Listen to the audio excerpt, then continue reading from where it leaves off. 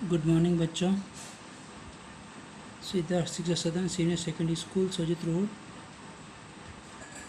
में आपका सहृदय से स्वागत है। और कक्षा 6 विषय सामाजिक विज्ञान यानी कि भूगोल, अध्याय फिर पृथ्वी के प्रमुख परिमंडल, पार्ट 3 आज शुरू करने जा रहे हैं। और इससे पहले हमने महाद्वीप पढ़े थे।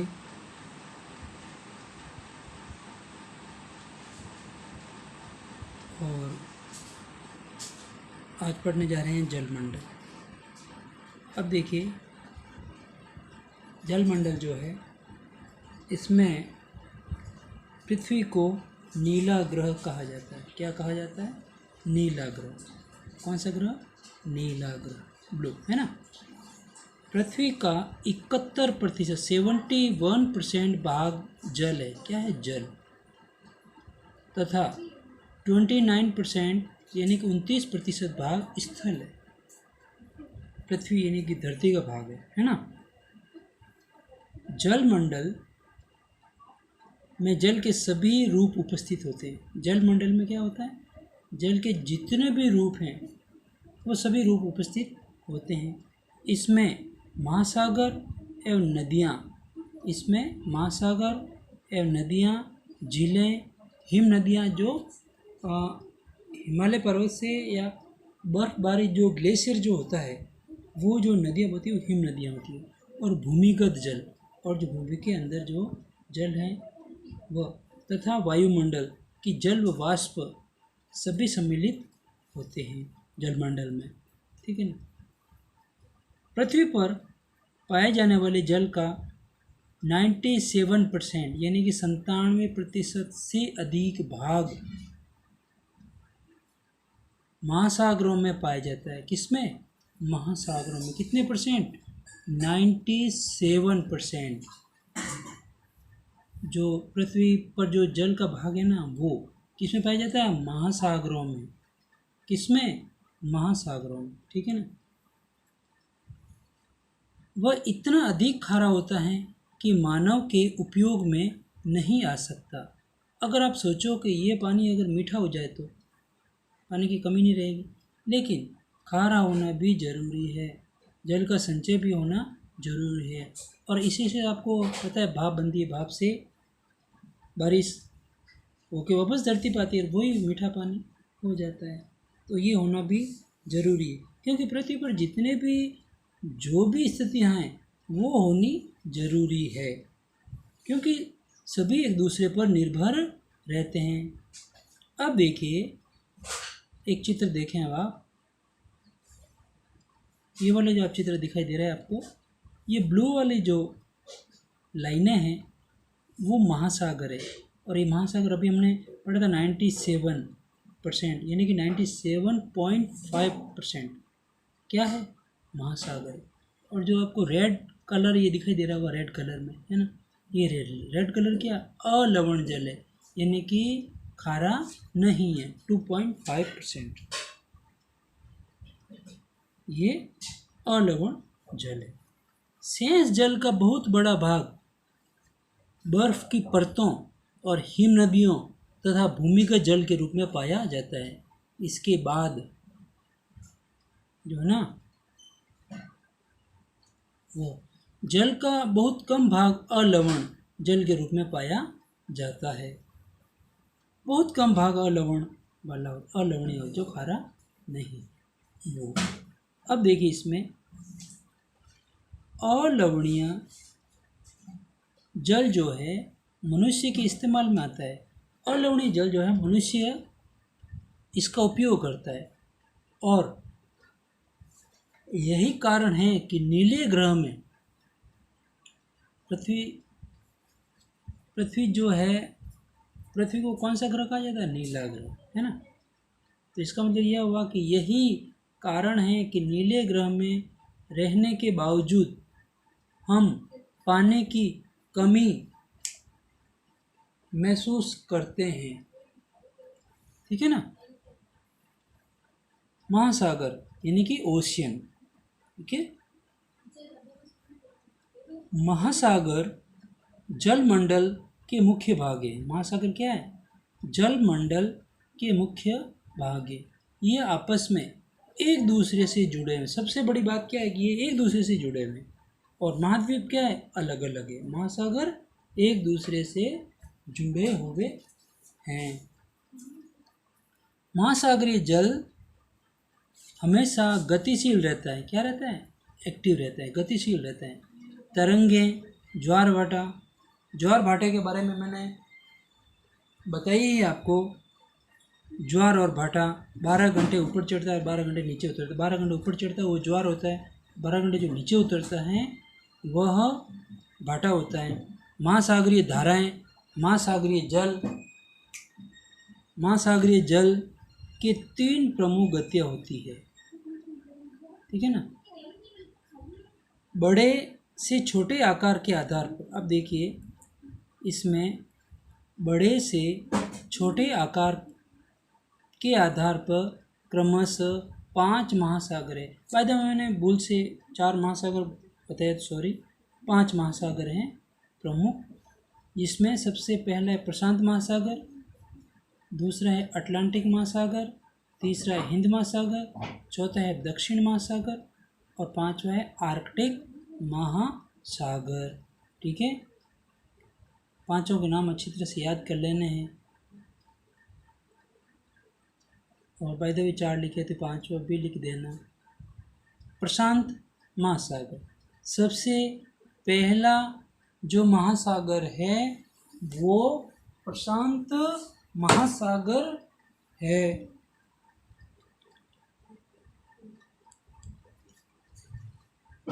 प्रशांत महासागर सबसे बड़ा महासागर, प्रशांत महासागर सबसे बड़ा महासागर है। यह पृथ्वी के 1/3 भाग पर फैला है। कितने भाग पर? 1/3 भाग पर फैला हुआ है। पृथ्वी का सबसे गहरा भाग मेरियाना ग्रत है।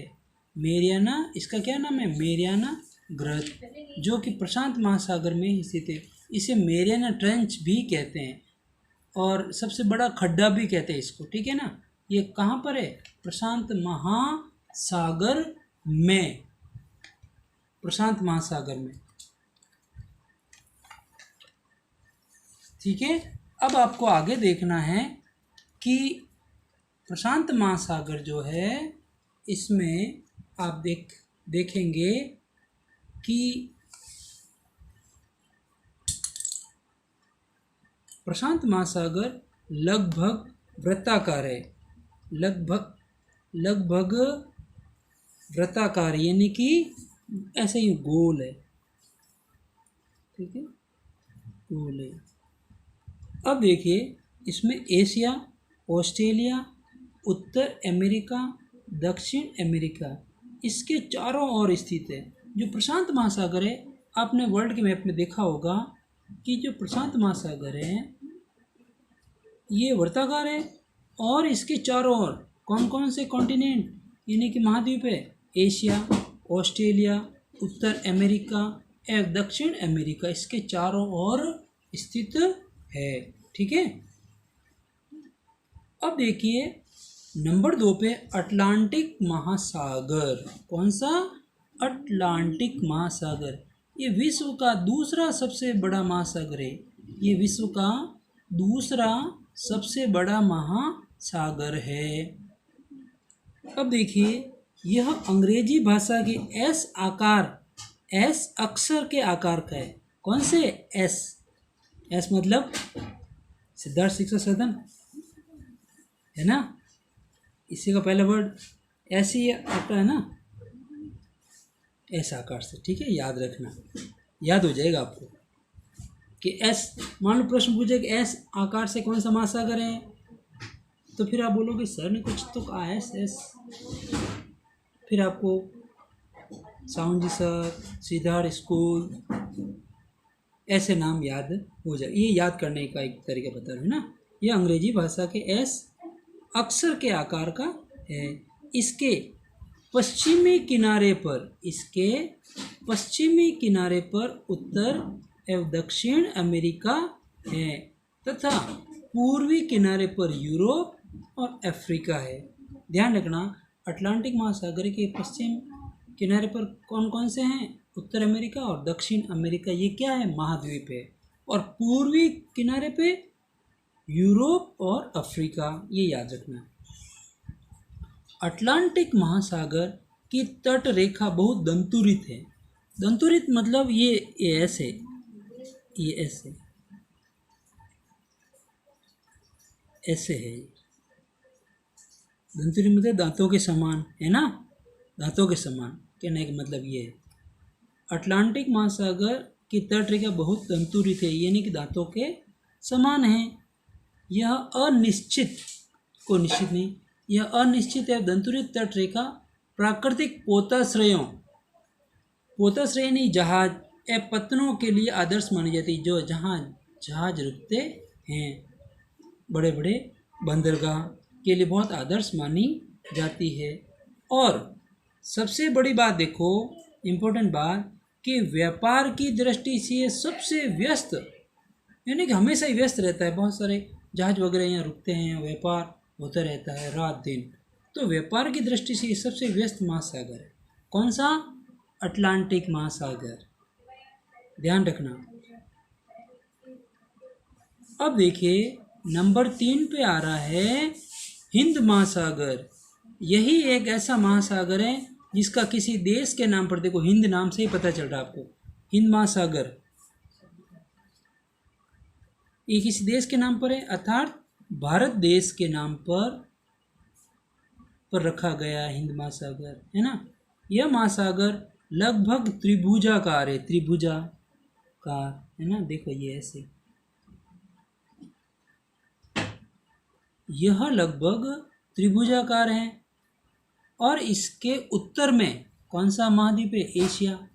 पश्चिम में कौन सा है? अफ्रीका। पूर्व में कौन सा है? ऑस्ट्रेलिया स्थित है।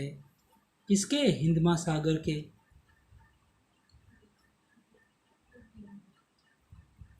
ठीक है ना। अब प्रश्न पूछा गया कि एस आकार से कौन सा महासागर है, कि एस आकार से हिंद महासागर है, सॉरी ये अटलांटिक महासागर है। फिर पूछा कि व्यस्ततम व्यापार की दृष्टि से व्यस्ततम महासागर कौन सा है, कि अटलांटिक महासागर है। पूछा कि भारत देश के नाम पर किस महासागर का नाम है, कि हिंद महासागर है। ये भी आपको याद रखना है। और फिर त्रिभुजाकार रेक्टेंगल कौन सा महासागर है, कि हिंद महासागर है ना। ये याद रखना आपको। अब देखिए आगे, दक्षिणी महासागर अंटार्कटिका महाद्वीप को चारों ओर से घेरता है। किस महासागर, कौन सा महासागर किस महाद्वीप को चारों ओर से घेरता है, कि दक्षिणी महासागर अंटार्कटिका महासागर। अंटार्कटिका आपको पता है ना, सबसे नीचे है, ये यहाँ पर, और इसी के यहाँ पर ये चारों तरफ हिंद दक्षिणी महासागर है। अंटार्कटिका महाद्वीप को चारों ओर से घेरता है। यह अंटार्कटिका महाद्वीप से, यह अंटार्कटिका महाद्वीप से उत्तर की ओर 60 डिग्री दक्षिण अक्षांश तक फैला है। कहाँ तक? दक्षिण अक्षांश तक फैला है। आपको पता है ना कि ये उत्तरी अक्षांश